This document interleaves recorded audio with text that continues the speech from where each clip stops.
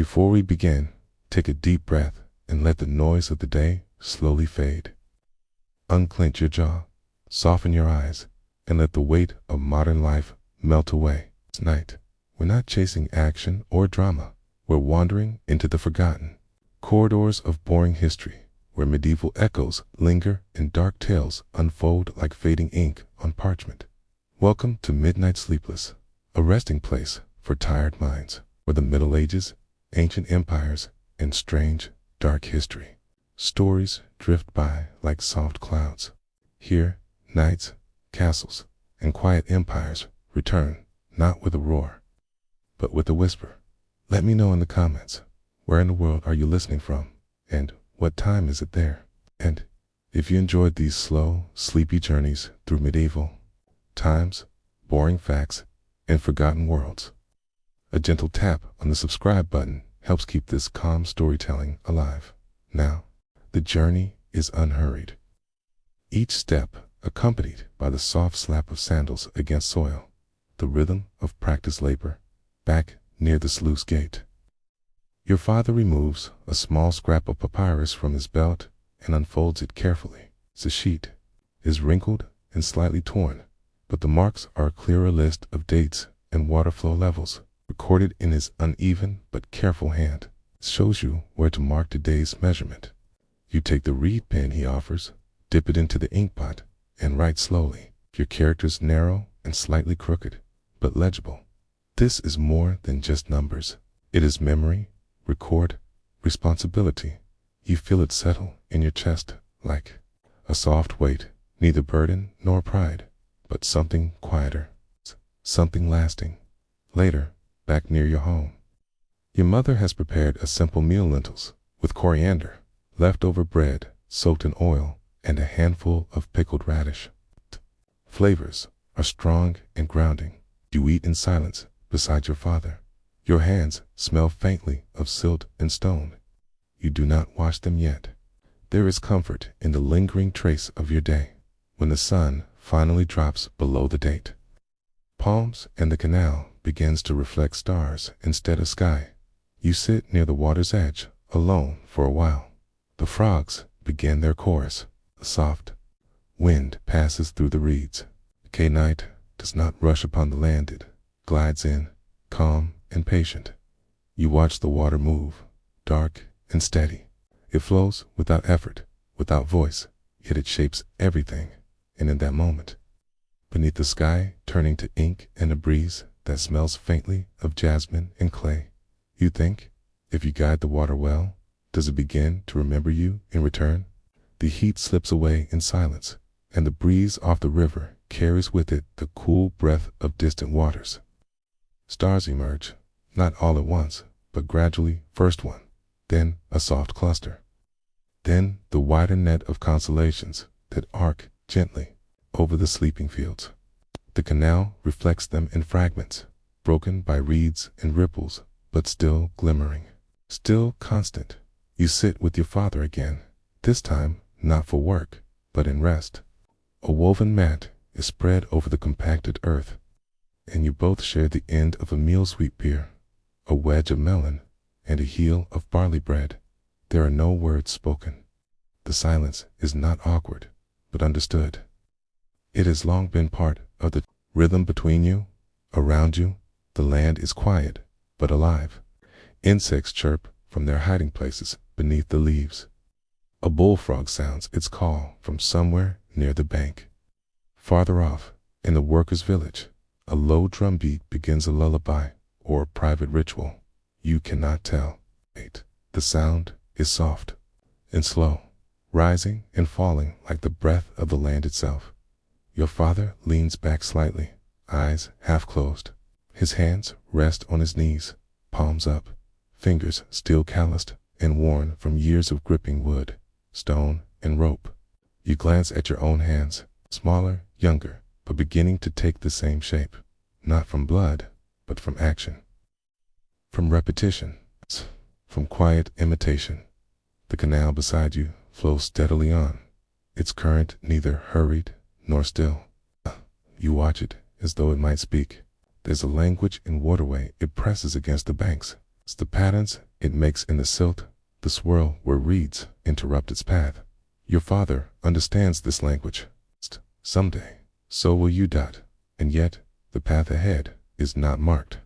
No ceremony will announce your inheritance of this task. There is no scroll to sign, no witness to the passing of responsibility. It will happen as this day did naturally, softly, one task at a time, until one morning. The gate will stick, and you'll be the one to fix it without asking. You rise and walk the narrow track toward the edge of the property. The moon is higher. Now it's light, pale, and even. The irrigation channels lie like dark veins across the earth, their borders glowing faintly where the water touches sand.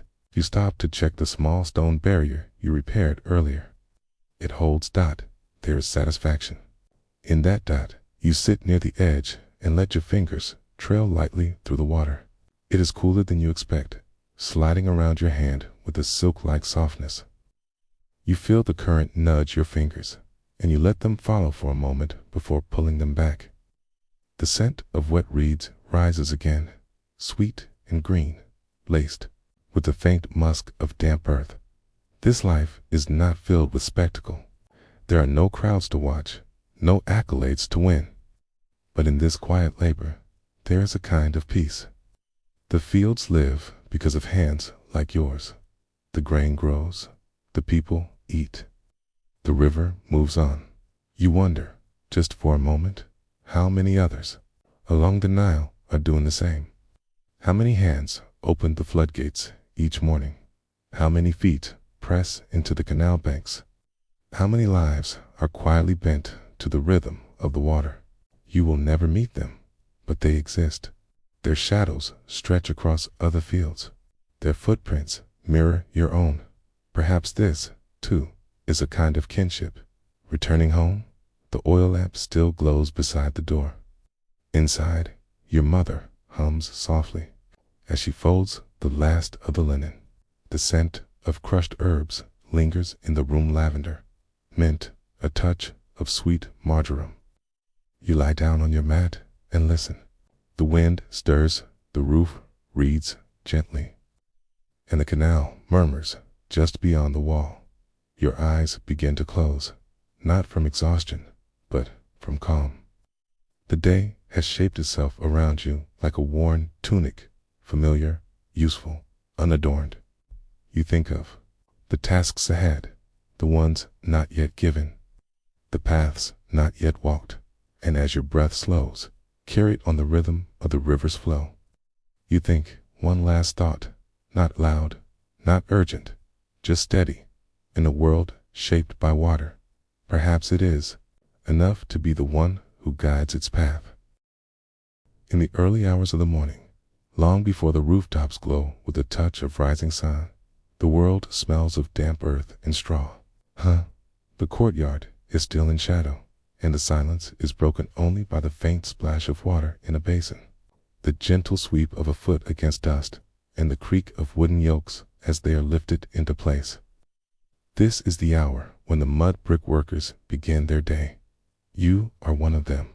You do not live within the city's limestone walls, nor serve within the cooled halls of a noble's house. You rise with the laborers who build those homes, mud-smeared, sun-worn, and seldom named. Your work is not carved in stone or etched into papyrus, but your hands have shaped the walls that hold other stories. Today begins, as most do, beside the mixing pit.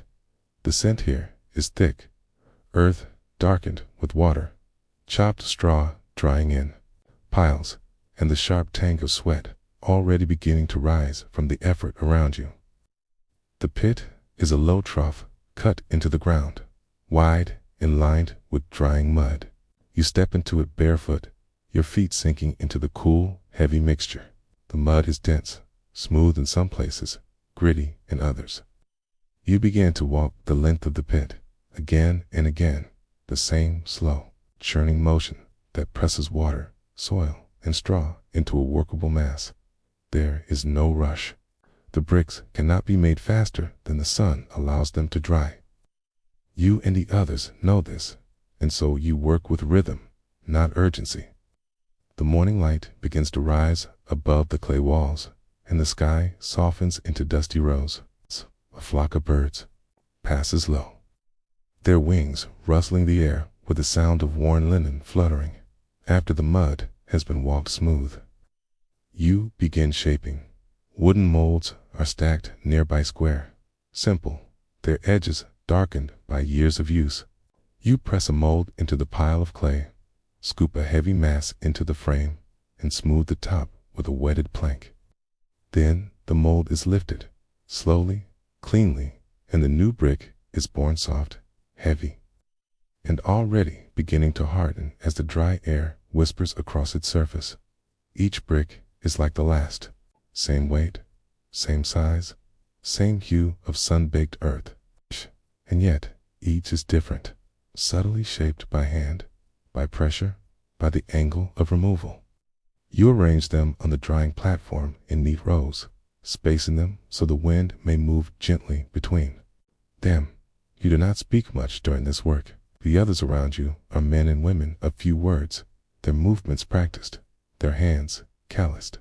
The sounds are enough: the wet thump of clay, the slap of the mold against the ground, the slosh of water carried from the canal. A boy brings fresh straw from the outer yard, its scent dry and sweet, scattering into the pit, stirring it with your feet. Bits of it stick to your arms, your knees, your wet tunic. You no longer notice. The mixture thickens, darkens. It is ready for more bricks. As the morning continues, the rows grow longer. The bricks will dry for several days beneath the sun, and then be carried, stack by stack, to the building site. There, a house will be formed. Not for you, of course. Your house is made of older bricks, some cracked, some softened by time, but you will build a new one. You always do. And what houses? They are dot. You have seen their plans, marked with string. In the dust, narrow entryways, central courtyards, rooms for rest, storage, prayer. You have watched walls rise under your hands, watched water channels carved into floors, watched thresholds shaped with bricks you pressed just days earlier. Sometimes, after work is done, you walk past those finished homes. You see their whitewashed exteriors, their painted doorposts, their wide awnings hung with linens that flutter like temple flags. You do not stop. You do not enter. But you look into your chest. There is not envy, not quite, but something slower. Something like wondering. But there is pride, too. Not spoken, not displayed, but quiet and constant. You know which corner of a house will stay cool in the sun because you built it with bricks mixed longer, laid tighter. You know which roof will hold up through the first heavy rain because you reinforced its base with extra layers of mud mortar, placed just before sundown. You know where the weight lies, where the stress begins, where the cracks will try to grow. These things are not taught in schools. They are learned in the silence of repetition. You continue through the morning, forming under your hands, rows growing long and neat. The sun climbs higher. The shadow of the palm trees near the wall shifts, stretching now toward the east. A woman passes with a jar on her head, glancing toward the pit with indifference. She does not slow. You wipe your forehead, drink from a shared gourd of warm water, and press the next mold into the clay. And as the shape rises once more in your sedine, hands heavy, damp, and glistening, you pause and think not with resentment, not with longing, but with quiet steadiness. If a home gives shelter to a name, is the brick that holds it remembered too? The sun leans high now, drawing long shadows behind the rows of drying bricks. The courtyard air is heavy with heat, pressing gently down upon your shoulders, your arms, your breath. Yet the work continues, steady, rhythmic, without complaint. It must dot you. Move now from the mixing pit to the wheelbarrow. The first rows of bricks are firm enough to carry. Their surfaces are no longer wet, but their cores still hold the cool memory of morning moisture. You lift one, then another, laying them into the wooden cart with practiced care. The bricks are not fragile, but they are not yet stone. They respond to touch, meaning you've learned how to hold them without leaving a mark. The path to the construction site is familiar, winding through narrow lanes and along the edge of the open field. The wheels of the cart creak softly over uneven ground. The breeze, if it comes at all, is dry and slow, tugging faintly at the edges of your tunic. You pass others along the way, women returning from the well, children chasing one another with branches, an old man weaving baskets in the shade of a fig tree. No one calls to you. You are part of the backdrop, just as the wall, the dust, the sun dot the site. A half-finished home rises from the foundation walls knee-high, its doorway framed, a mound of bricks waiting beneath a linen cloth. You unload your cargo with slow precision, placing each brick near its destined corner, careful not to drop or stack unevenly. The foreman nods toward the north wall. It's where you'll work today. The mortar is ready mud, mixed earlier, thickened with straw, shaded just enough to stay moist. You dip your hand into the basin, scoop a poundful, and smear it across the edge of the first brick. The texture is familiar, sticky, grainy, cool in the center. You press the brick into place, then another. Tap gently with the heel of your hand. Adjust by a finger's width. Step back. Look. Continue. There is no conversation. It's only motion.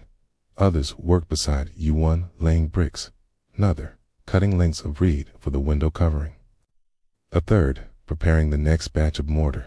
You know their names. You've shared water with them, eaten lentils beside them, laughed in the evening when the firelight makes shadows long and friendly. But during work, there are few words. Everything needed is said in gestures. The wall rises slowly. Each brick brings a small change to the space. The sun casts new angles of shadow. The corner catches the wind differently. The light slips through the reed scaffolding in changing patterns. You notice these things, not because you're told to, but because the bricks demand attention. You remember the houses you've helped complete, some large, some small, a few for priests, some for traders. One even stood near the temple gate, with high white walls and lotus carvings along the archway. You weren't allowed inside, but you touched the outer bricks every morning you passed. Remembering where each one sat in your hands, they felt warmer than the rest, sun-soaked, reverent. Now, as the wall climbs past your waist, the foreman pauses beside you. He presses a flattened reed into the mortar line, a marker, simple but precise. You nod. The next layer must slope slightly inward to brace for the roof beams. You begin again, adjusting angle and pressure, measuring with the flat edge of your palm. A thin layer of sweat beads along your brow. The dust clings to your skin. Your mouth is dry and your lower back aches from bending. But your movements remain slow and sure. You know the strength of a wall is not just in the brick, but in the consistency of its placement. Too loose, and it leans. Too tight, and it cracks. You glance toward the sky. The sun is beginning its descent, still strong, but no longer burning. Shadow moves across the far side of the courtyard as someone lifts a basket of dried figs toward a rooftop storehouse. The scent of dung smoke from a nearby hearth mixes with the air. You breathe it in, not with pleasure, but with the recognition of place. This is the scent of work, of daily rhythm, of the unseen infrastructure that holds a city upright. At the base of the wall, an older man kneels, checking the alignment. His hair is silvered, skin dark and lined. You've seen him work since you were a child. He's never missed a day. He runs his hand along the seam, nods, then moves on without a word. His approval is quiet, but it stays with you. By the time the day's bricks are laid, the wall stands nearly chest high. Tomorrow you'll continue, then the crossbeams, then the outer plaster. And when the house is finished, a family will move in. Their lives will unfold between the spaces your hands have helped define. You will not be present when they hang reed mats from the beams, when they store barley in the clay jars pressed into the wall's corners, when they sleep under a roof. You lift it into place, but you will know. You will pass by, maybe often, maybe never again. And the house will stand, strong and plain, shaped by those who will never live within it. You gather your tools into the basket, the smoothing plank, the string guide, the reed wedge used to straighten the edge. You wipe your hands on your tunic, dusting off mortar and clay. The wall glows faintly now in the amber light, its surface still damp, but already hardening. And as you step away, tired but unhurried, you glance back at the line of bricks, stacked and set, row upon row, leading up like a memory. If walls could speak, would they remember the hands that lifted them skyward brick by silent brick? Dusk begins to settle across the village like a soft cloth drawn gently over the earth. The sky shifts from the deep burnished gold of late afternoon into a muted rose, then lilac. The air grows cooler, but not cold just enough to lift the edges of your tunic as you walk the path back from the building site. Your hands still carrying the scent of straw, sun-warmed clay, and the faint mineral temps of drying mortar. Your shadow stretches longer now, and for a while, it follows ahead of you, tall, slender, quietly leading. The work is finished for the day. You pass through narrow lanes lined with the very homes you helped construct. Some you built in part, others from foundation to finish. You recognize certain bricks the way they've settled slightly to one side, or the place where a mark left by your thumb remains faint but permanent in the plaster. These are not monuments, they are not temples, but they endure. Not because they were built to be praised, but because they were built to be lived in. Children play near one doorway, their laughter bouncing off the walls you helped shape. A woman sits in the shade with a bowl of lentils in her lap, stirring with a slow, familiar motion. She glances at you as you pass, and though she says nothing, her gaze is not unkind. It is a recognition not of status, but of presence. You are part of this rhythm. At home, your tools are placed near the wall. Your tunic is shaken free of dust, hung loosely on a peg. A shallow basin is filled with water cool now. With the night hand, you wash your hands slowly, watching a pale brown swirl dissolve into stillness. The skin beneath is rough, the nail beds darkened, cut, but your fingers feel lighter once clean. You eat your evening meal beside the low fire. A simple one, lentils again, thickened with garlic and coriander, and a heel of barley bread left from the morning. The bread is dry, but you soak it in the stew, and it softens with a texture that comforts. You chew slowly. The food is not for pleasure. It is for replenishment, for grounding. Later, the village falls quiet. A few conversations drift in from the courtyards. A cough, a pot being lowered onto warm coals, a reed broom brushing gently across a stone threshold. These are the soft sounds of a day closing down, of people folding into themselves, preparing for another dawn. You sit outside a while longer, your back resting against the outer wall of your home. The bricks behind you are old as some crumbling at the corners, but they hold firm. You run your fingers along the seams, filling the layers of plaster, the places where patchwork repairs have smoothed over age. The texture is familiar. The temperature, now cool from the absence of sun, presses evenly across your spine. Above, the sky is now dusted with stars. A thin crescent moon hangs over the rooftops, and a soft breeze rises from the west. You can smell the Nile in the distance, damp reeds, fresh mud, and the sharpness of fish drawn in from shallow nets. It mixes with the scent of your day, straw, sweat, and warm earth. Your body is tired in the way that comes from labor, well done, not aching, not sore, just quietly spent. The feeling lingers in your knees, your shoulders, your fingertips. You let it rest there. It is a mark of the hours lived. You know that tomorrow will be the same. The mixing pit, the wheelbarrow, the shaping, the stacking, the rising of walls. Another home, another foundation pressed into the soil, another structure brought into being by hands that will never dwell inside. And you accept this. There is no scroll that records your name, no stone that speaks of your labor. To the homes stand. They shelter, they cool in the heat and warm in the cold. They hold bowls and baskets and sleeping children. They echo with footsteps and laughter and quiet breath.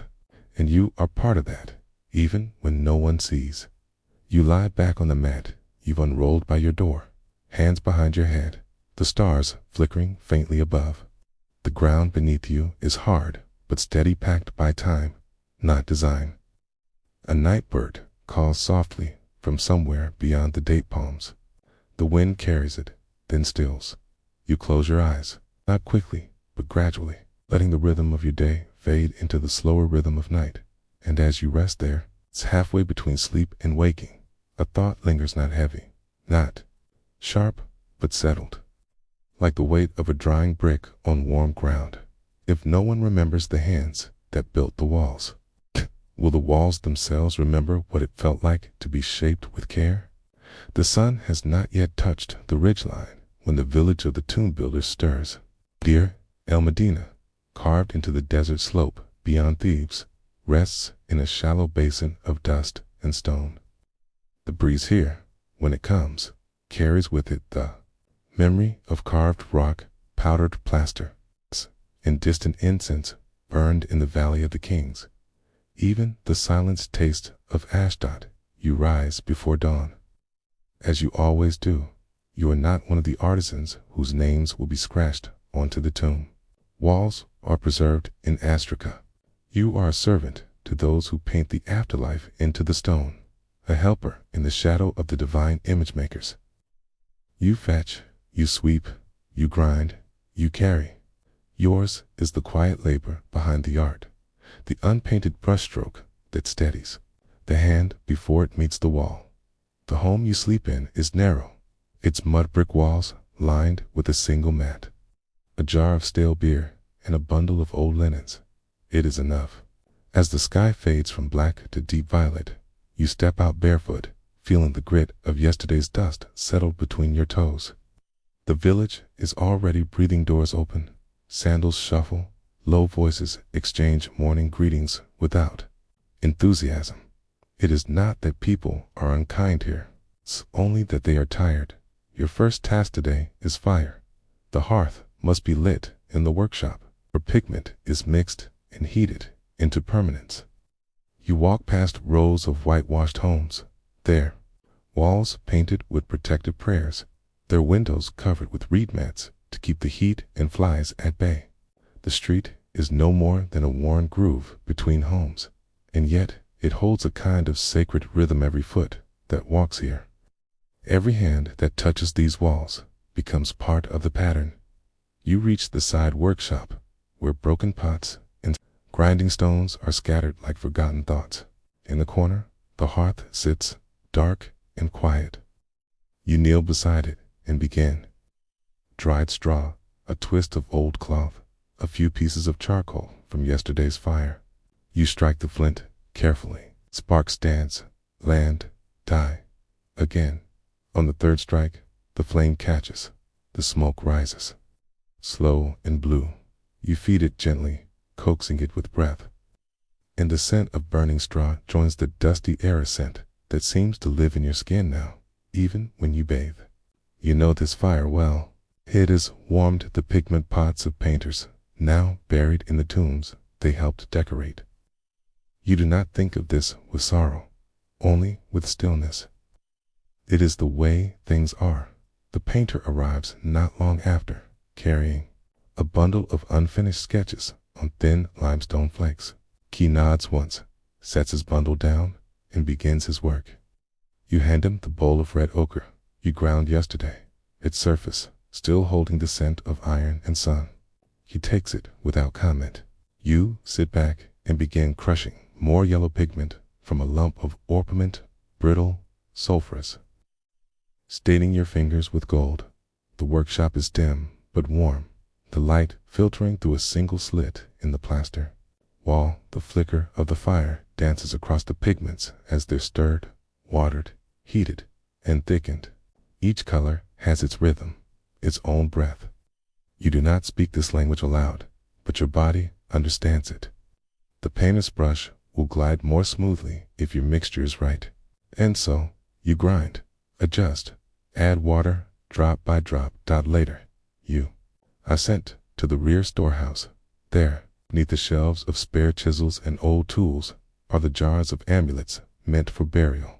Small faience figures, bright blue, pale green, dusty white shaped into ankhs, scarabs, protective eyes. You are told to prepare them for the next tomb. This is delicate work. You do not sculpt them, but you clean them, wrap them, line them in 2 baskets so they will not crack. The amulets are smooth beneath your fingers, cool and strangely alive. You wonder about the man they are meant for, an official perhaps, or a priest. You do not know. The name does not matter to you, only the care. You sit cross-legged on the stone floor, humming softly to yourself as you clean each charm with damp cloth. The scent of natron clings to the wrapping linen, sharp and mineral. A quiet rhythm forms: lift, wipe, turn, place, over and over. These tiny objects, barely the length of your finger, will be placed into niches tucked beneath wrappings, hidden inside the hollow chest of a painted coffin. You will never see them again after today. The light in the storehouse shifts as the sun rises. You finish your task and return to the painter's chamber, placing the basket of amulets near the wall. He glances at it, nods again. That is enough. At midday, the sun presses hard against the village walls. You sit in a narrow strip of shade beside the well, eating lentils from a bowl with your fingers. The flavor is plain but filling, thick with cumin and coriander. You drink water from a clay cup that smells faintly of smoke and whetstone. Around you, others do the same. No one speaks much. The heat presses language out of the air. You close your eyes for a while and rest your head against the wall. Tomorrow, there'll be more pigment to grind, more fire to coax, more walls to sweep, brushes to clean, bowls to carry. You will help. Lift the coffin when the tomb is complete. You will step aside when the priest arrives. You will walk behind the men whose names are carved in paint and stone, and you will carry the tools they leave behind. You will not be named in any scroll. No offering will be left at your feet, but your hands resin-stained, ash-marked, quick to serve will live in the folds of linen and the strokes of ochre that line the dead man's tomb. And as you rise to return to your post, you think calmly, without pride, without sorrow. If eternity rests in painted stone, then who remembers the one who mixed the color? The sun now rests high above the valley cliffs, casting short shadows that cling tightly to the walls of Deir el Medina. The heat thickens with silence. There's little movement, and what sound remains is soft and measured, the scrape of a chisel, the turning of a grinding stone, the rustle of linen folding upon itself. You are in the painter's chamber once more, kneeling beside the wall where the day's image slowly takes form. Osiris, Lord of the West, arms folded, skin painted in green, his crown carefully lined in black. The brush in the painter's hand moves with practiced grace, but it is your hand that steadies the bowl of pigment. Your breath is slow. You know better than to stir the surface now. The ochre has settled, perfect in thickness, resting like sun-baked honey in its clay cradle. He pauses between strokes, and you dip a smaller reed brush into the rinse pot, swirling it just once before offering it to him. Your timing is precise, not too late. You are not taught these things aloud. You learn them in the pause between footsteps, in the glance of the master craftsman, in the soft scrape of brush on limestone. This is your education, and though your hands may never hold the sacred brush, you have handled every tool that touches it. You have washed the scribe's hands with lotus water. You have oiled the wooden handles to prevent cracking in the dry heat. You have fetched the charcoal for sketching outlines and stirred the crushed malachite that makes the sacred green. The pigment lives because you breathe it into being. Later, the painter hands you a broken shard of limestone, an old palette, streaked with dried blue and faded red. Grind again, he says softly, gesturing toward the far wall. You nod, take the stone, okay, and return to your place near the pigment basin. The malachite glitters faintly in the bowl, like dust from a crushed gem. You add a few drops of water, just enough, and begin to grind with the rounded end of a smooth pestle. The motion is circular, steady, almost meditative. The scent rises cool, mineral, almost metallic, and fills your nose with something sharp, clean, and ancient. You have no word for it, but you feel it settle in your chest, as if you've breathed in the color itself. Someone enters the chamber, a foreman, perhaps, or a messenger from the valley tombs. There is a brief exchange, and then a change in rhythm. You are told to prepare the burial chamber. The one being painted today is nearing completion. Soon the priest will come. You set down your tools, wipe your hands on a damp cloth, and follow the narrow corridor into the tomb itself. Inside, it is cool and silent, the air heavy with stone and time. The walls are smooth, their surfaces waiting for final touches. The ceiling, low and arched, is painted with stars, five-pointed, pale yellow, glowing faintly in the oil lamp's flicker.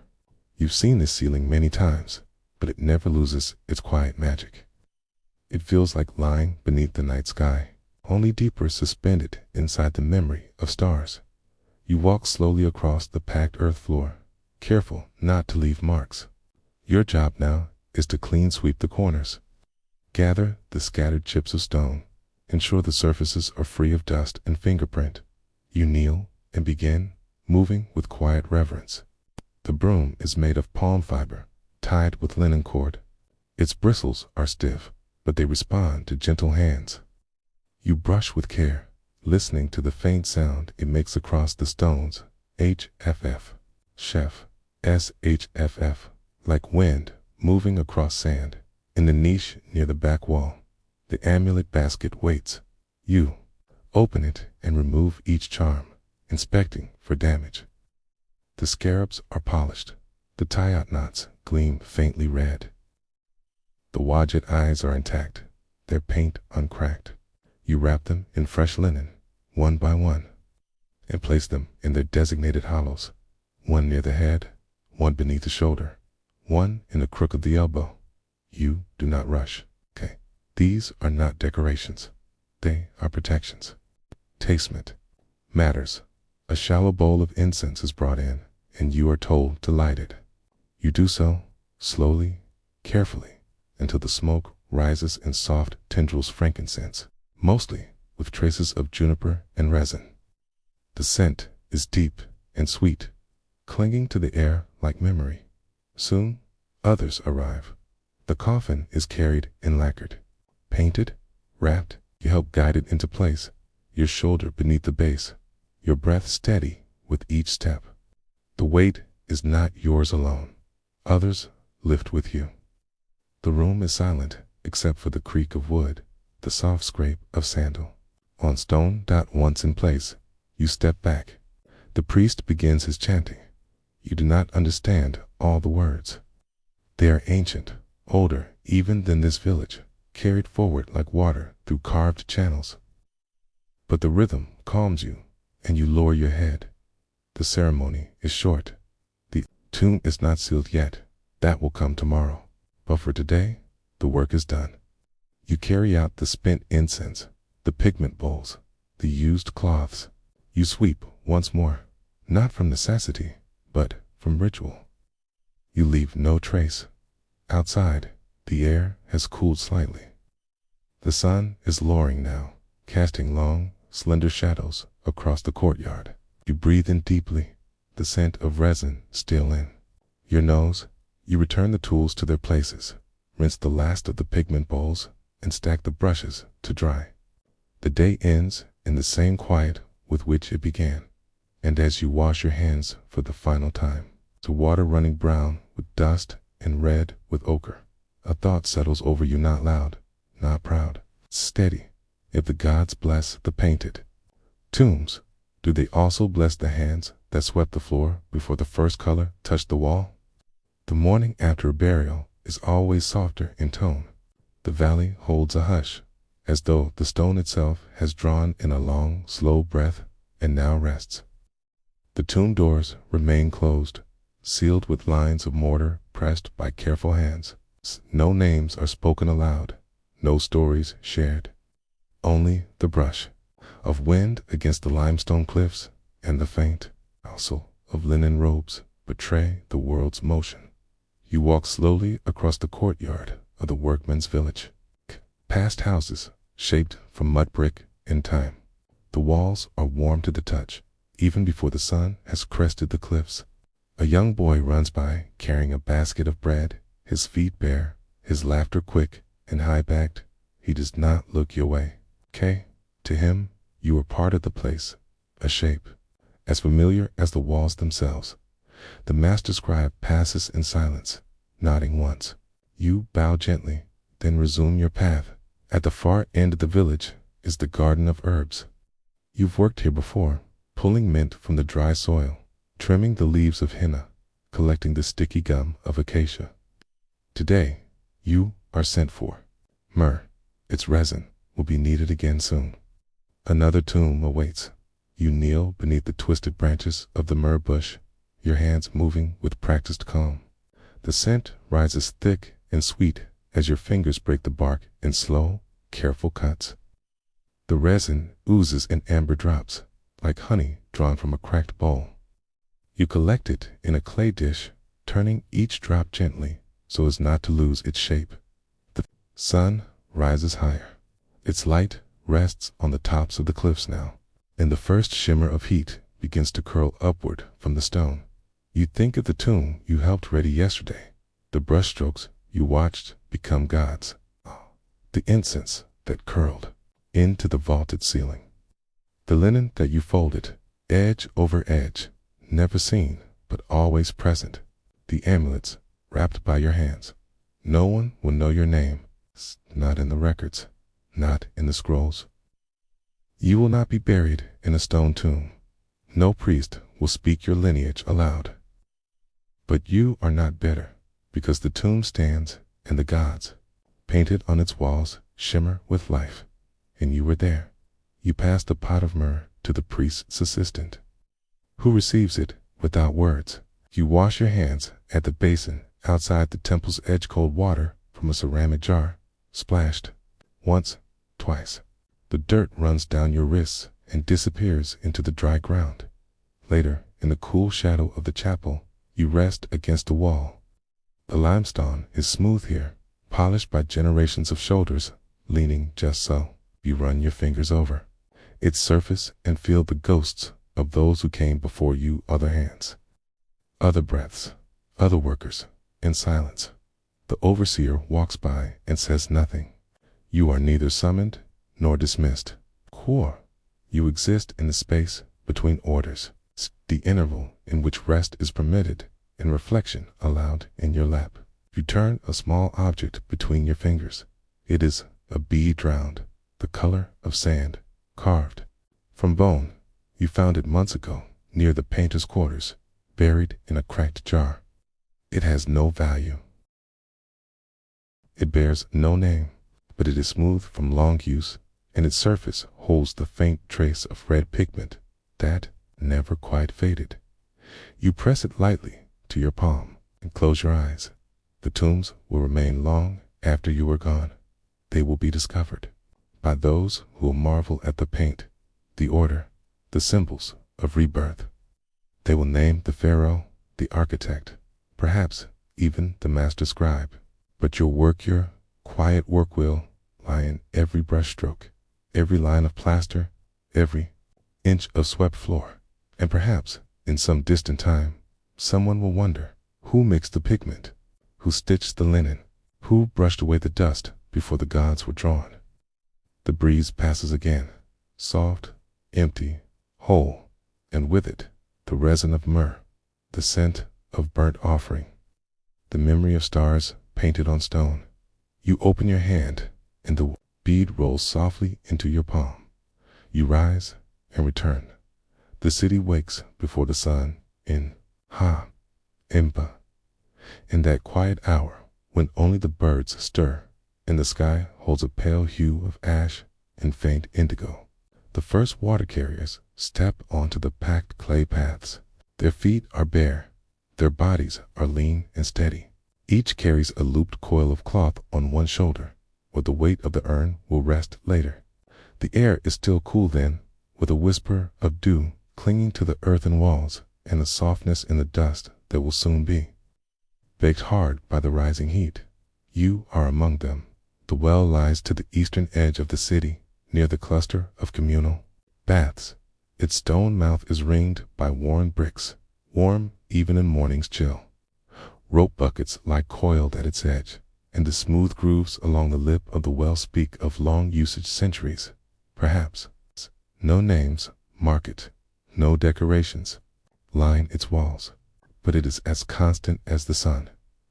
You take your turn quietly, lowering the bucket with slow, practiced rhythm, feeling the tension ease with the soft splash of water below. Then, with a gentle tug, you raise it again, muscles working silently beneath your linen tunic. The rope is damp and smells faintly of algae and earth. You pour the cool, clear contents into a tall clay vessel resting at your side. The water is not for you. It will go to the brickmaker's yard, where wet clay must be shaped before the heat of day. Or perhaps to the priest's house, where ritual baths await. Some days, you walk the entire length of the city with 2 jars balanced on a wooden yoke. Today, only one. As the sun crests the eastern edge of the city, Harappa stirs. Chickens begin to scratch along the walls. The first bakery fires are lit, and the scent of toasting grain drifts lightly in the air. You hear the faint notes of a reed flute from somewhere above, perhaps a child playing before chores. The city is not loud, not yet. Its life comes in layers. Soft clinks of pottery, distant calls, the low sweep of a broom against brick. You move along the stepped lanes, passing small houses with doorways low and narrow. A woman nods to you as she sweeps her threshold, sending dust softly into the morning light. The smell of turmeric and onion drifts from a nearby window, still uncooked, but already warming the air with memory dotting your arms. The jar shifts gently. Its weight presses against your hip, but you do not adjust it. You've carried hundreds like this. You know when the slosh of water means the jar is full to the lip, when it must be tilted just so to keep it from spilling on uneven stones. Harappa is a city of rhythm. Its bricks are laid in even, orderly lines. Its drainage runs along every street, covered and clean. Its baths are square, its steps identical, its granaries vast and measured. And your feet know the route between water and work like a song remembered in silence. You arrive at the potter's yard, where the morning heat begins to rise from the kiln. He greets you with a tilt of his head and wordlessly accepts the jar. A cloth-wrapped parcel waits in return, cooled barley cakes and a handful of dried dates wrapped in leaf. Payment for service, unchanged in years. You bow gently, then turn. The city behind you stirs more fully now. A vendor sets out dyed cloth on a low cart. A goat bleats from a rooftop garden. 2 children run past with laughing shouts, their feet barely touching the ground, and the well waits again. You will return, but first, rest in the shade of a narrow lane, the stone still cool beneath your legs. Sip from a smaller cup, one you carry for yourself. The water is sweet and faintly metallic. It tastes like morning, like brick dust and wet rope and the promise of noon. Above, a bird circles once, twice, then vanishes beyond the rooftops. You breathe in slowly, and the city breathes with you. Later, in the morning, the sun rests directly above, and with it comes the shimmer of heat that settles low along the bricks and rooftops. The city of Harappa no longer whispers, it hums. You feel it through your sandals as you walk, a gentle vibration of labor, chatter, and footsteps over 100 pathways. Clay jars clink gently in courtyards. Wooden wheels creak. The sound of grain grinding against stone carries faintly from the merchant square. You carry your next load of water toward the communal bathhouses, where purification rituals are part of the city's everyday rhythm. It is not a temple, but it holds quiet reverence. The steps are scrubbed daily, and the walls smell of clay and damp limestone. The bathist's brick-lined basin glimmers faintly in the sunlight that filters through its high windows. Clean, silent, still. There, the priest awaits. He nods once as you lower the heavy vessel beside the bathing pool. No words pass between you, only the scent of incense from a nearby altar and the cool echo of water finding water as it is poured. You are given a smear of sandalwood paste across your wrist, gesture of thanks. Scent stays with you as you leave, woody and light.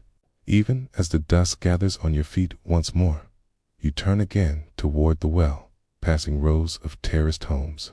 Children now sit in doorways, stringing small shells into necklaces or shaping dolls from leftover bits of fired clay. An elderly man crouches on a stool, weaving red baskets with fingers darkened by years of dye. His doorway smells of turmeric and damp rope. You nod in greeting. He offers a toothless smile and returns to his work. Not hurried, not idle, steady. You pause beside a drainage channel and watch the water run clear, a marvel of the city's design. Beneath the surface, small leaves drift, caught in the gentle flow. The channel turns beneath a stone slab and disappears beneath a row of houses. Even the waste in Harappa moves with order. When you reach the well once more, the line is longer. Others have compadres, healers, a young woman with a baby on her hip. She hums a soft song, no words, just a tune carried through her breath and the rise and fall of her steps. The child sleeps, despite the brightness of the day. You step into line behind a boy no older than 10, who glances at your empty jar and offers to trade places. You shake your head softly and wait. The moment arrives again, your turn. You lower the rope, damp now from hours of use. The grooved pulley creaks. The water slaps softly against the sides of the bucket as it fills.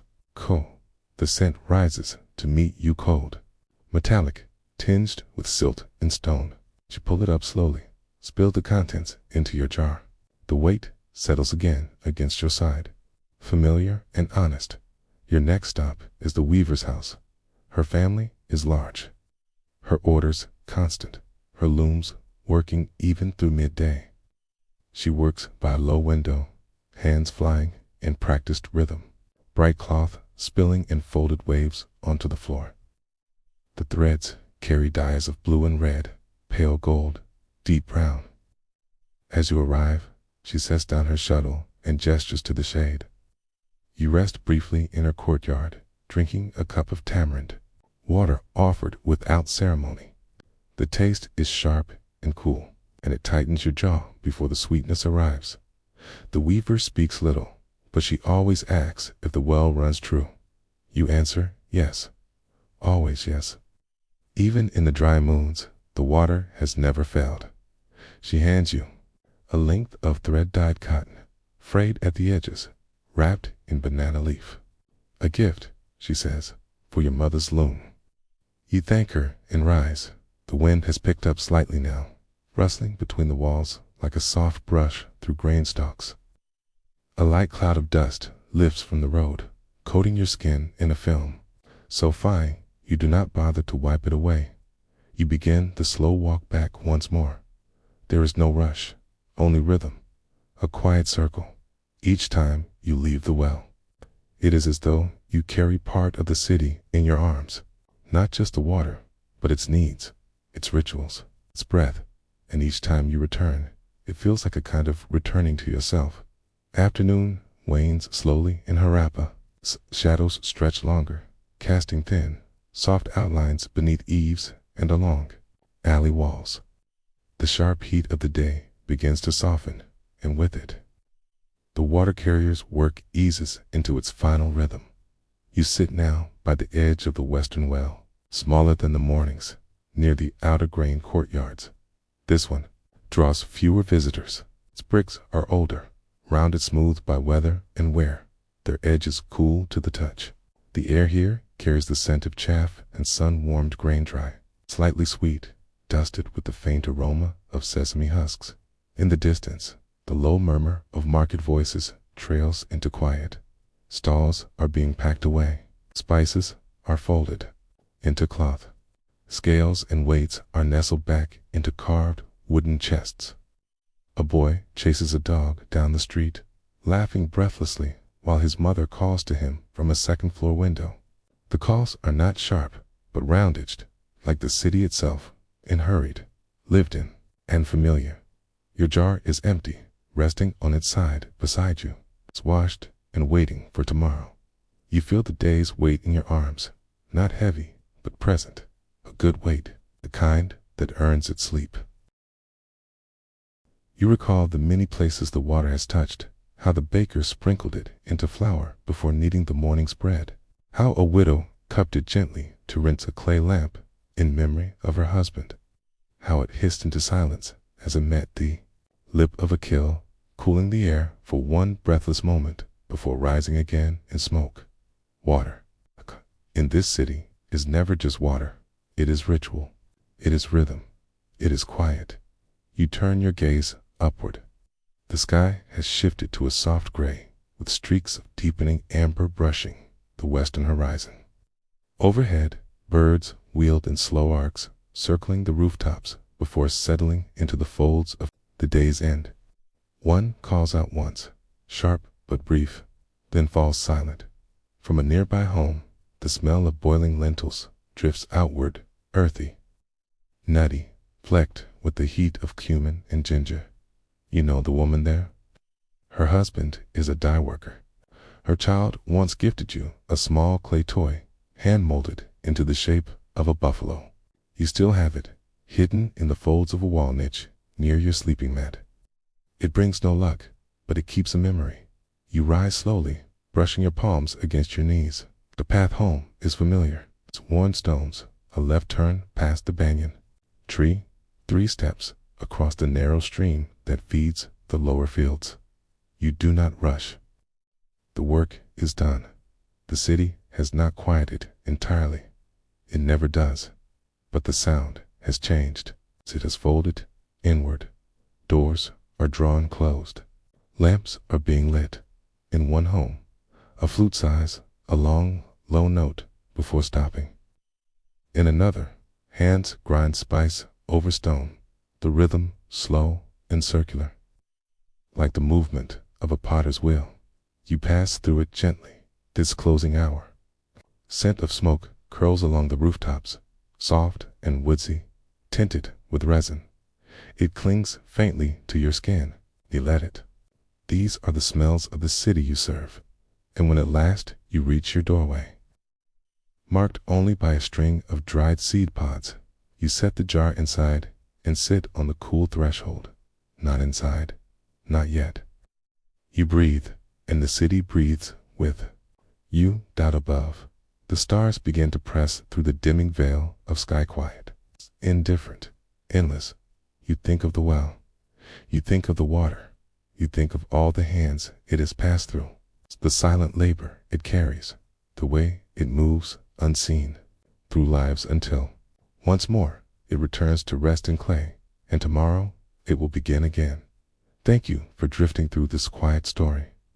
If the journey has brought you peace, you're gently welcome to subscribe and return again. And if you're still awake, Perhaps leave a whisper in the comments. Tell us where you're listening from, or simply say good night. Now, close your eyes, if they haven't already. Let the dust settle, the dew gather, and rest as the water carriers once did. Long ago, in HARAPPA, it begins long before the sun dares to rise, before the golden light slips over the palms and rooftops of Memphis, and before the city stirs with traders and scribes. A small corner of the workers' district glows faintly from within its ovens, still warm from yesterday. The scent here is distinct, earthy, and ancient. Crushed emmer wheat, dusted stone, and the sour tang of rising dough mingle in the stillness. Hanging in the air like breath held in quiet anticipation, you wake in the dim light of the slave quarters, beside the communal bakery, not to a sound, but to the pull of habit. Your back is still sore from yesterday's rhythm, but your hands move before thought returns. There is barley to grind, ovens to stoke, and dough to form before the rest of the city so much as opens its eyes. You are one of the invisible gears in the daily machine that feeds the people, nobles, priests, guards, even other slaves. Everyone needs bread. The small room you share with 5 others smells of sweat and flour, of dried reeds and ash. The mat beneath you is woven tight but thin, and the wall beside you plastered mud and straw for little to block the night's chill. But you are used to this cold, and soon the heat of the ovens will flush it away. Outside, the sky remains a dark slate. Only the faintest pink bleeds along the horizon. You step out with your grinding stone already in hand, joining the others under a low awning where a large pile of grain waits. Your feet crunch softly over chaff and grit. No one speaks yet. Voices will come later, in low tones and brief exchanges. For now, your morning begins with weight and rhythm. Grinding grain is a task as old as Egypt itself. A saddle quern rests before you 2 stones, one flat and heavy, the other round and smooth. You kneel, place a handful of grain in the center, and begin to move the top stone in a slow, firm arc, forward and back, forward and back. The kernels crack softly, releasing the scent of starch and dust. Each breath brings the flavor of labor into your nose and throat. You do not count the hours. There is no clock, only the feeling in your arms as they begin to tighten, then numb. The grind is steady, almost meditative. A song hums faintly in your head, not sung aloud, just remembered. Perhaps you heard it from your mother, once, long ago. Before your days became measured by flour, bowls, and firewood, the ground barley collects into a shallow wooden tray. Coarse, uneven, but sufficient. Will be mixed with water, sometimes beer or milk if supplies allow, then patted into loaves and shoved into the brick ovens. You've learned over time how the dough should feel slightly sticky, but not too wet, elastic, but not overly firm. You cannot read or write, but your fingers know the language of bread. The bakery itself is a low structure of mud brick, nestled against the worker quarters like a warm stone tucked beneath cloth. Its ovens are built dome-shaped, blackened with soot, mouths wide and waiting. By the time the first fire is lit, the horizon has begun to pale into soft ochre, and a light breeze carries the scent of date palms from the fields beyond the river. Birds begin their quiet morning calls, soft clicks and chirps while a donkey brays somewhere in the distance. Muffled by walls and sleep, you move the loaves gently into a reed basket lined with flour-dusted cloth.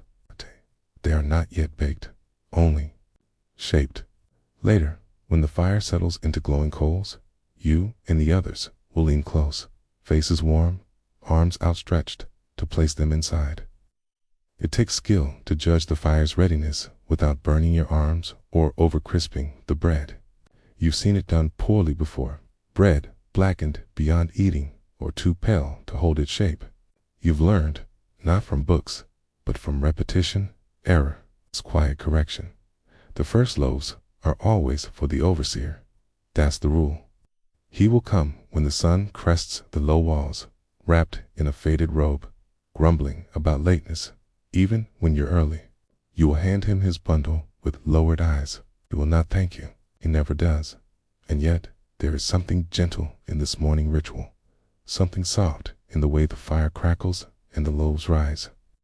Despite your station, despite the sore arms and the dust embedded into every line of your hands, you sometimes feel briefly as though you are a kind of maker, not of gods or gold or great deeds, but of sustenance.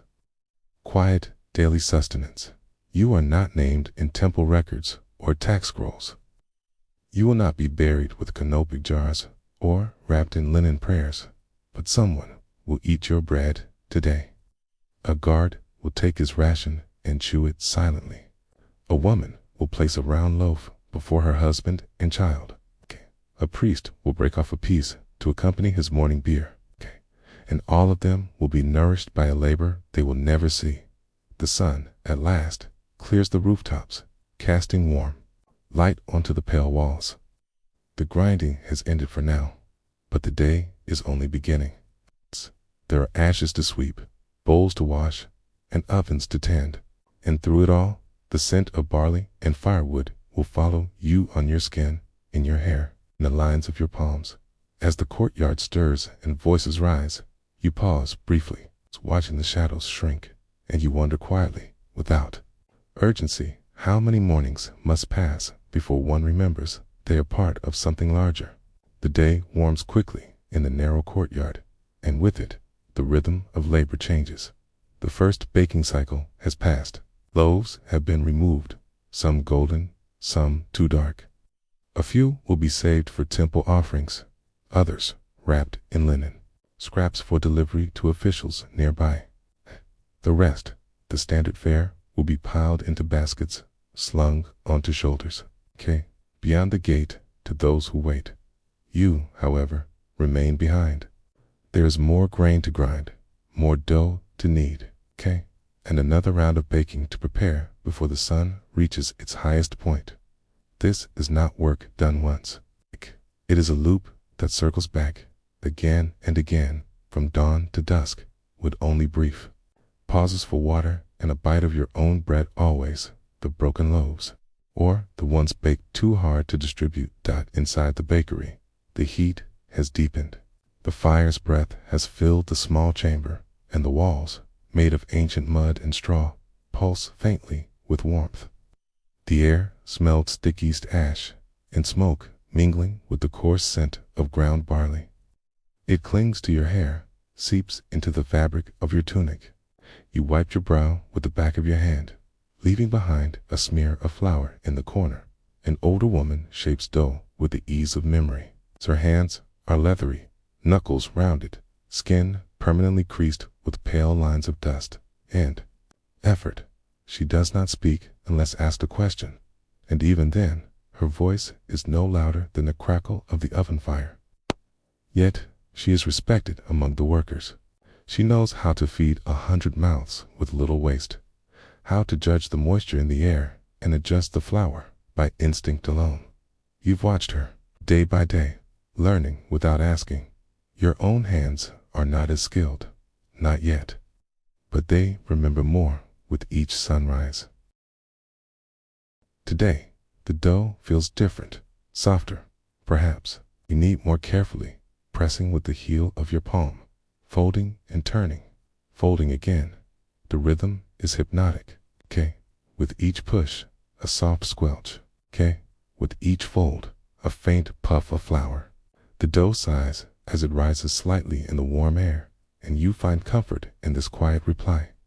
There is a small window near the ceiling, more a hole than a true window, through which sunlight spills in narrow beams. Dust motes dance there, slow and golden. You glance up between tasks and watch them swirl, weightless and steady, like tiny ghosts of grain. No one else notices, or perhaps they do, but like you, they simply watch in silence. In the storage room, adjacent to the ovens, stacks of baskets lean against the wall, their reed strands darkened by years of use. You ascend to retrieve one, and as you step into the dim chamber, the temperature drops slightly. The walls are thick here, the air still. You pass your hand along a low shelf and feel the cool grain beneath your fingertips, coarse, dry, rustling like parchment. Among the tools, a broken wooden paddle rests against the wall. You remember when it cracked months ago under the weight of too many loaves. The overseer shouted, but no replacement came, so the bakers learned to work around it. A longer pause between batches, more careful stacking, quiet resilience stitched into daily motion. There are no holidays here, no feast days for those who bake the feast. When the temple celebrates, you work more. When Pharaoh's name is carved into the stone with praises, you are up before light, grinding the meal for his priests' tables. And yet, there's no bitterness in your chest, only a long, slow, quiet. You do not expect praise, but you do take a certain pride in the small things others do not see. A crust browned just right, a dough that rises without cracking, a fire managed so it doesn't scorch.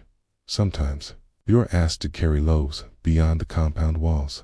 You walk in silence through narrow alleys, past lime-washed homes and red fences, careful not to drop the warm, fragrant bundles.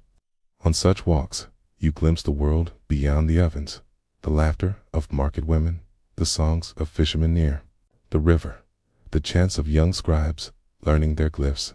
But these sounds feel distant as, though heard through thick cloth. Your world is flour, not ink, fire, not voice. Back inside, the day stretches. Kneading turns to shaping, shaping to baking. The second batch slides into the ovens, glowing. Mouth and the chamber fills again with the aroma of rising crust and toasted grain.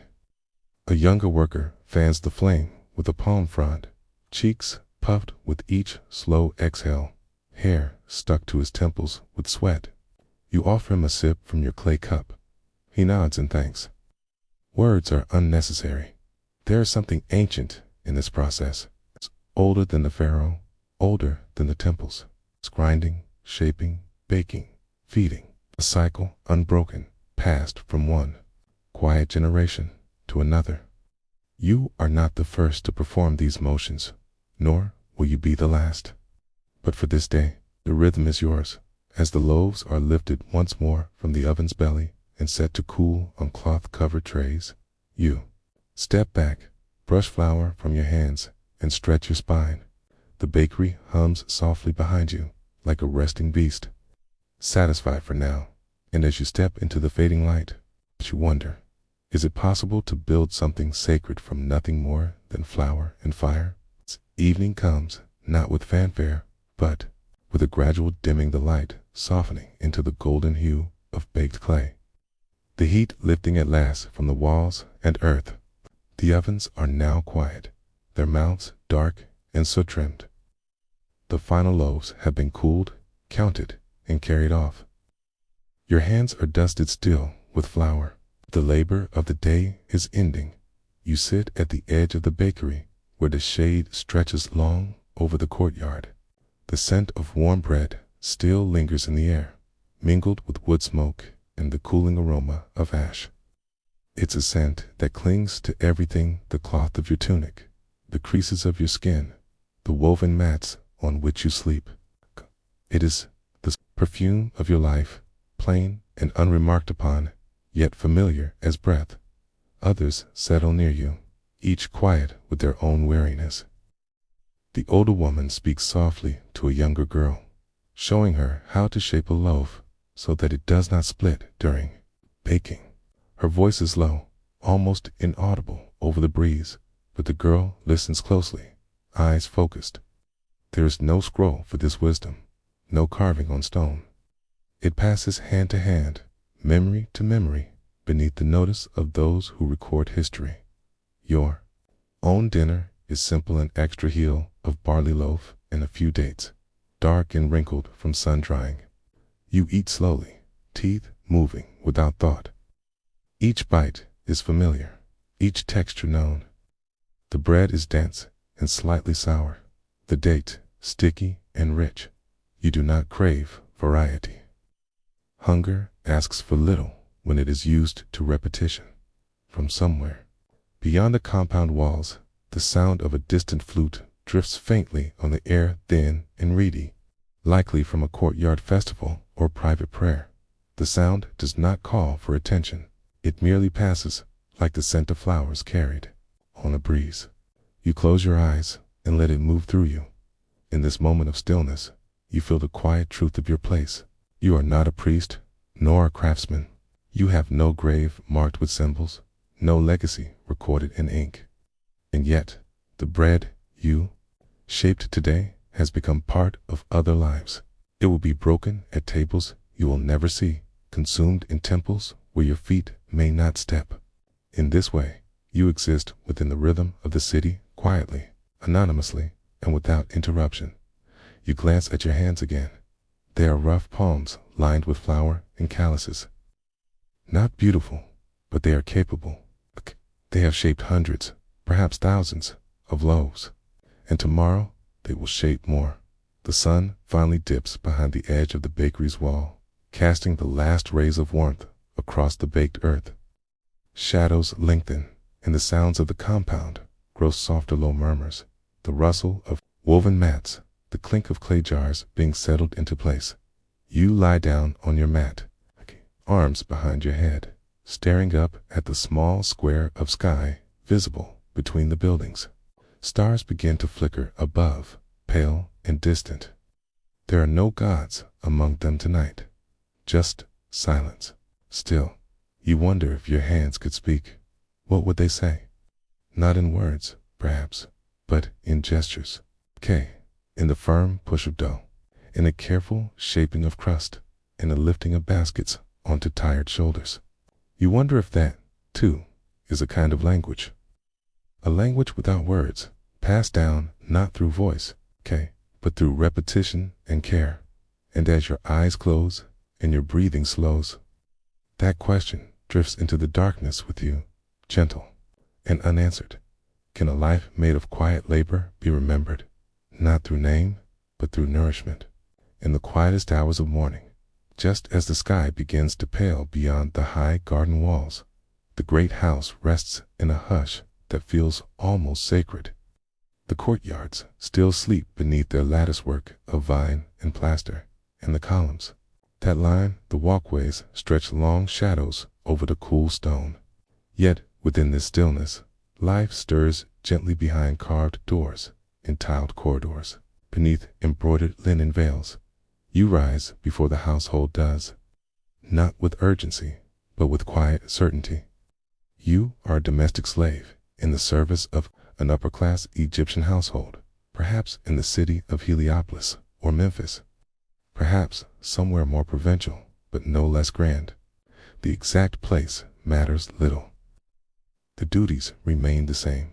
Your chamber is modest, tucked behind the inner courtyard near the kitchen yard. The floor is packed earth, covered in woven mats that scratch slightly against your feet as you step softly. In the dark, around you, the others sleep still. 3 young women, 2 older men, all rousing slowly like embers warming beneath Ashdod. The air is cooler here, for the sun climbs above the rooftops, and you breathe it in with silent gratitude. It smells faintly of baked brick, of old charcoal, of pomegranates stored too long in baskets, and of the jasmine that grows wild beyond the wall. A calm moment, brief, but yours. You light a small oil lamp and move to your first task. It is always the same, drawing water. A cistern in the garden feeds the household's needs, and you lower the clay jar carefully, listening to the soft splash as it meets the surface below. When the jar is drawn up, your arms feel the weight, but you do not strain. Your body knows this movement well.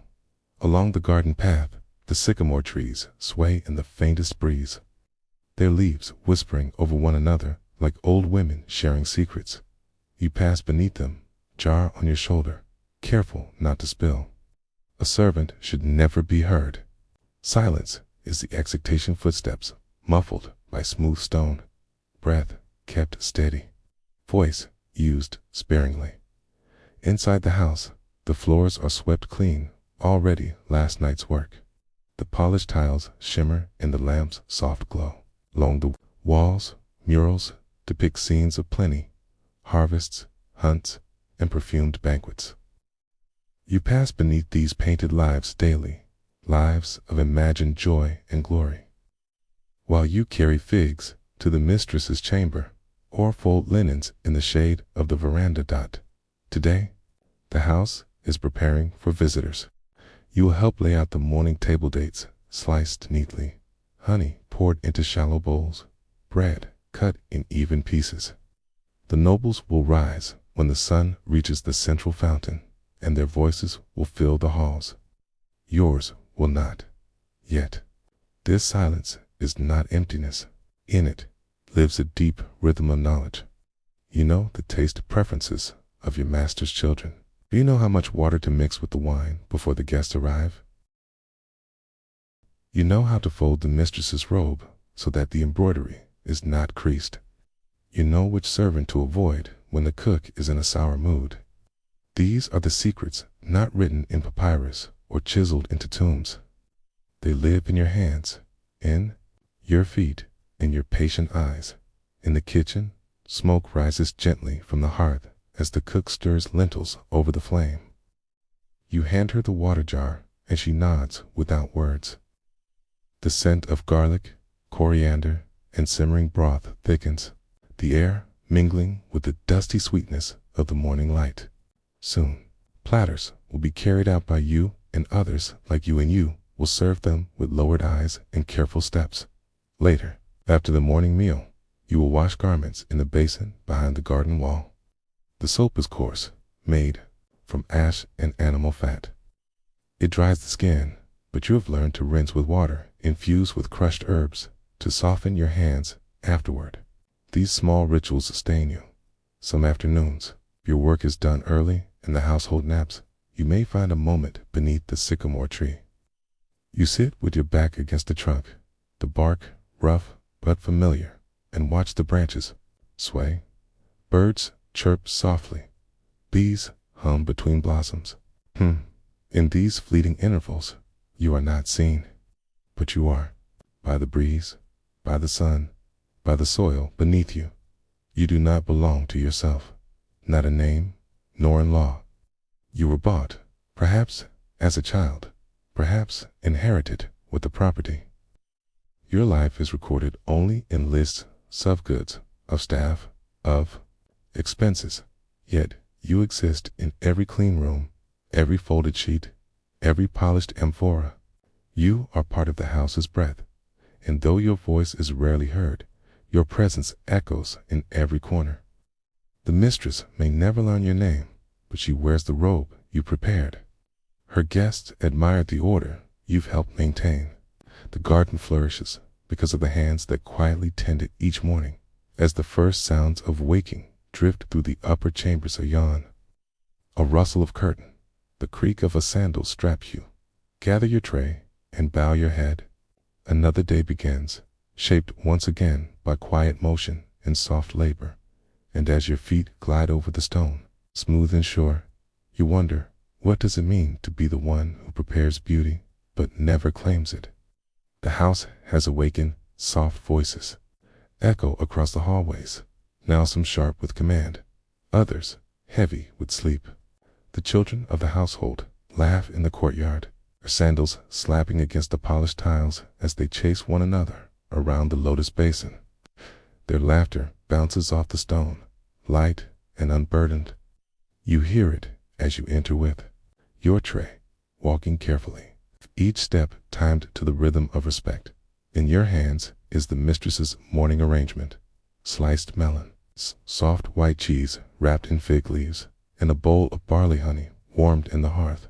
These are placed beside a small cup of beer light and water dand, a folded cloth scented with crushed mint. The tray is wooden, worn smooth at the corners. You carry it like a sacred offering. She nods when you enter, her eyes barely lifting from the polished bronze mirror in her lap. A servant girl brushes her hair, another oils her feet. You are one of many here, each of you part of the machine that keeps the house serene. You do not speak unless spoken to. Your task is not to be noticed. Still, you observe the folds of her linen dress, perfectly pleated.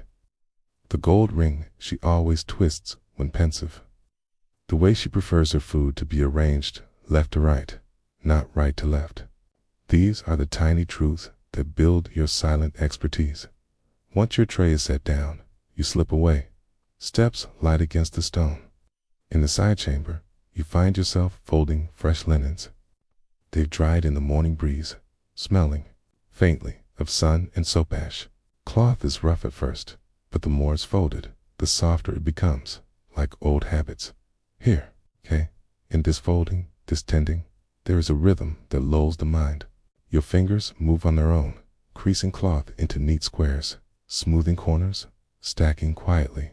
You hear the distant murmur of a priest at the gate, come to offer a morning blessing.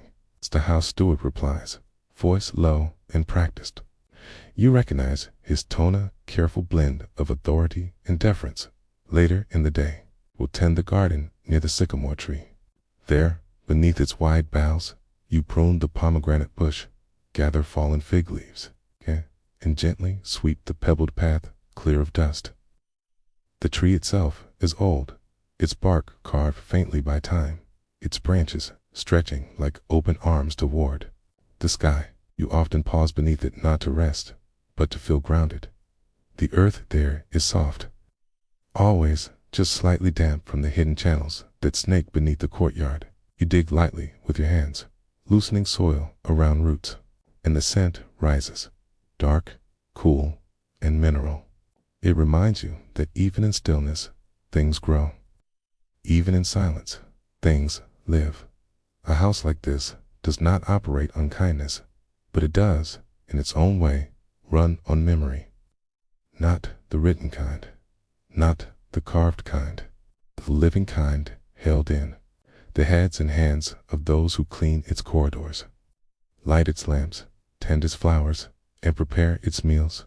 You have known others who moved through this place, an older woman who once oversaw the linens, a boy who fed the birds each morning but now labors in the vineyard, cook who left in the night and was never spoken of again.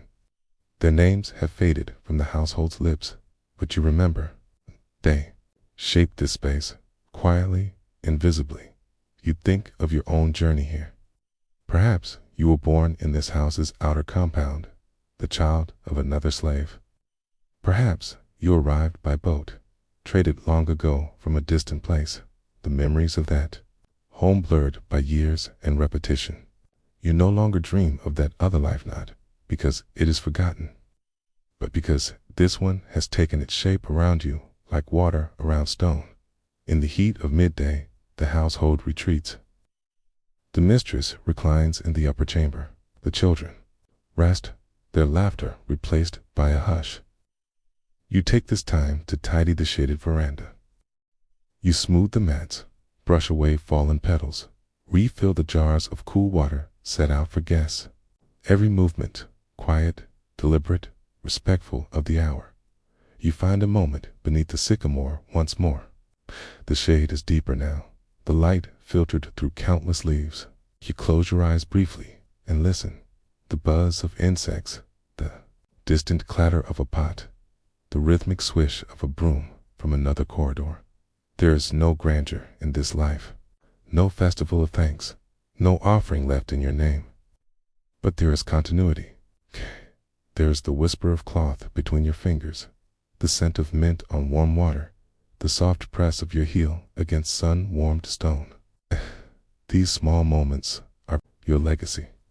They belong to no one else. And in this silence, so full and gentle, you think, if memory is made of presence, then perhaps you are remembered more than you know. As the sun begins its descent and the day stretches into the golden hush of early evening, the house grows quiet once more. The laughter of the children fades. The air cools just enough to lift the edge of the curtains that hang from the veranda's archways. The sycamore leaves above you shift in slow rhythm, casting soft, moving shadows across the courtyard floor. It is a time for stillness, not sleep, yet something close. You've completed the final tasks of the day. The water jars have been replenished. The linens folded again after the heat has drawn moisture into their seams, and the garden swept once more. These are the closing rituals, performed as instinctively as breathing. Each task seals the day's rhythm with a quiet purpose. In the storeroom, you place the last basket into its alcove. The woven reeds are dry and slightly splintered at the rim. You feel them catch lightly on your fingers, but there is no pin, only the reminder of repetition. You light a small lamp with care, watching the flame flicker, its scent of oil, faint but present. This glow, this gentle warmth, is the only light you'll carry back to your chamber, outside. In the courtyard once more, you linger under the tree that has watched you for countless evenings. The sycamore's trunk is warm from the sun, its branches gently arching overhead like a canopy of protection. Beneath its shade, you sit without instruction. For this brief time, there is no call to service, no voice asking for more. You run your hand over the dry soil at the tree's base. Beneath the surface, you know its roots stretch deep into the earth, silent, unseen, yet holding firm. You imagine your life here as something similar, quiet, anchored, not visible, but vital in its own hidden way. Far above, the sky shifts to indigo, and the first stars begin to emerge like ancient eyes blinking open. You think of the gods, now not with fear or reverence, but with a calm sort of distance. You've seen them in statues and offerings, heard their names in rituals and blessings, but you do not expect them to speak. You serve flesh and fabric, not stone and sky. Still, you wonder, gently, is this not its own kind of devotion? Your hands, worn, strong, graceful in their own way, have laid out the finest linens for feasts, prepared the master's robe with care, pressed herbs into water so that the mistress's feet might be soothed. You've offered beauty to others without asking for it yourself. And yet, the echo of that beauty lingers in you tonight. God, the household will eat beneath oil lamps and speak of land and lineage, of taxes and temple gossip. Who will remain just? Beyond the curtain, your presence acknowledged only when needed. And later, when they sleep, you will fold their garments, brush crumbs from the mats, and extinguish the lamps one by one. But here, for now, in the shade of this ancient tree, you feel the hush of the earth itself. You listen to the faint trickle of the garden's water channel, the distant cooing of a dove, the creak of wicker from the upper chamber's balcony. You feel your body ease into stillness, not from fatigue, but from calm. Tomorrow will be the same. You will wake before light. You will move without sound. You will tend to what must be done. Still, quietly, this day will remain with you. Its textures, its rhythms, its silences, as you rise to return to your quarters, carrying the lamp now flickering softly in your hand. You glance once more at the sycamore tree. It does not move, yet it endures. Its roots, like yours, grow deep in unseen soil, and you leave behind a thought, not a question, not a prayer, but something softer. Is it possible that presence, even unnoticed, can become a kind of grace? The knob begins its morning, not with noise, but with a slow, steady shimmer sunlight, sliding like oil across its broad, flat surface. The air along the banks is thick with scent and movement, even before the day is fully born. Reeds rustle softly in the breeze, their feathered tops swaying like gentle metronomes. Birds call to one another in brief, clipped tones, and insects hum at the water's edge, their song constant but never harsh. You wake beneath a red roof, woven tight by careful hands. The walls around you are mud brick, cool still from the long night, though they will warm quickly under the rising sun. A faint scent of river silt and dry grass clings to the thatch above your head. You blink the sleep from your eyes, It's hearing already the shuffle of your father's feet outside, the hollow thunk of a jar being set down on stone, the short cough he makes every morning to clear his throat. You are not a servant in a noble house, nor a scribe's apprentice in a shaded school. You are the son of a canal watcher, born along the narrow ribbons of irrigation that stretch like fingers from the Nile's embrace into the farmland beyond.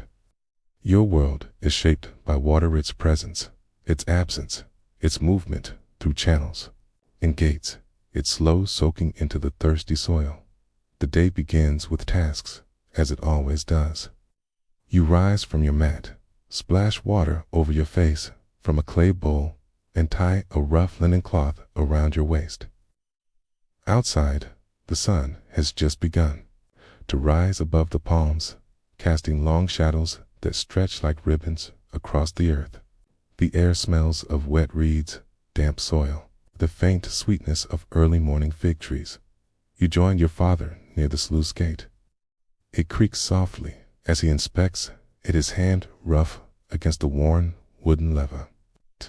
The canal must be monitored closely. Water is life here. It's too much flow, and the fields flood, drowning the roots. It's too little, and the crops wither before the sun reaches its peak. Your father knows every bend in this stretch of channel, every stone that lines its banks, every family who depends on its steady pulse.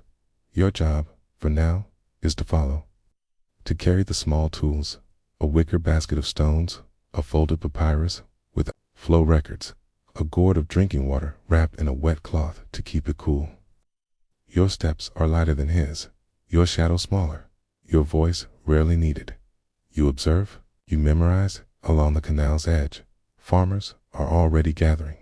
They nod in your direction, some with respect, others with the familiarity of shared routine. They carry baskets and sickles, and their feet are caked in yesterday's mud.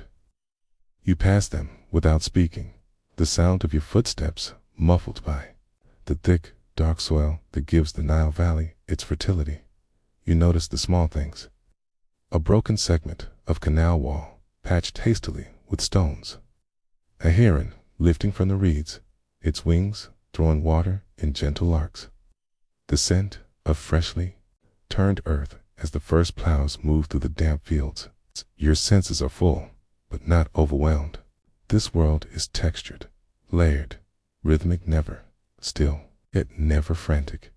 At one point, your father kneels beside the channel, dipping his fingers into the flow.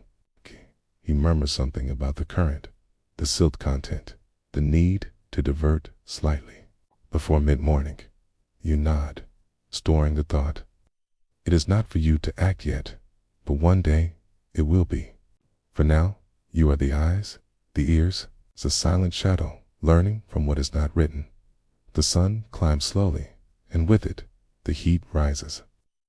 The moisture in the air thickens, pressing gently against your skin. You sip from the gourd and pass it to your father. The water tastes of clay and distance, but it cools the tongue, and that is enough. You pause near a small spillway where fish dart between the reeds. The water here is clearer, moving swiftly over smooth stone. Okay, boy, your age. Waves from the opposite side. You recognize him from the last market day his family trades onions and lentils. He laughs softly and splashes water in your direction before vanishing into the fields. You smile, though you say nothing. Your task remains. By midday, your linen is damp with sweat and river spray.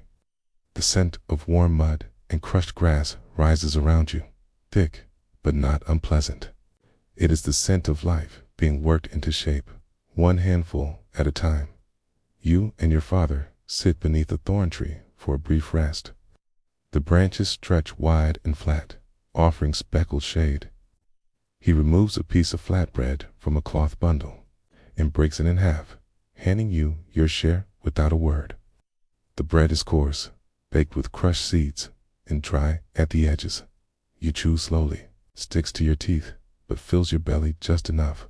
Around you, the fields extend in quiet beauty, Rows of flax, barley, and emmer wheat stretch into the near distance, their green swaying faintly in the breeze. The canal glimmers between them like a polished thread of glass, winding its way back to the mighty river whose cycles shape every moment of your life.